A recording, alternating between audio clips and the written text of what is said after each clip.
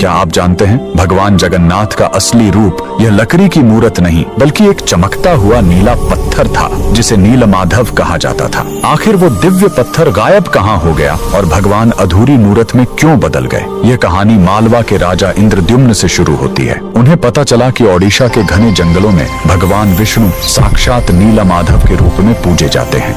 राजा ने अपने मंत्री विद्यापति को खोज पर भेजा। विद्यापति जंगलों में भटकते हुए आदिवासी सरदार विश्ववसु तक पहुंच गए, जो गुफा में गुप्त रूप से नीलमाधव की पूजा करते थे। विद्यापति ने सरदार की बेटी से शादी की और जिद करके गुफा देखने की बात मनवा ली। सरदार ने शर्त रखी कि वे उनकी आंखों पर पट्टी बांधकर ले जाएंगे, लेकिन विद्यापति ने चालाकी की। उन्होंने रास्ते में चुपके से सरसों के बीज गिरा दिए। कुछ दिनों बाद जब बारिश हुई तो सरसों के पौधे उग आए और विद्यापति को गुफा का रास्ता मिल गया। उसने तुरंत राजा को खबर दी। राजा इंद्रद्युम्न अपनी विशाल सेना लेकर घमंड के साथ भगवान को लेने पहुंचे, लेकिन उनके वहां पहुंचते ही नीलमाधव की मूर्ति हमेशा के लिए गायब हो गई। भगवान अपने भक्त विश्ववसु के साथ हुए धोखे और राजा के घमंड से नाराज थे। राजा ने रोकर माफी मांगी और अन्न जल त्याग दिया। तब आकाशवाणी हुई, मैं अब उस पत्थर के रूप में नहीं मिलूंगा, अब मैं समुद्र तट पर एक लकड़ी के लट्ठे के रूप में आऊंगा। कुछ समय बाद पुरी के समुद्र तट पर एक विशाल अद्भुत लकड़ी का लट्ठा तैरता हुआ आया।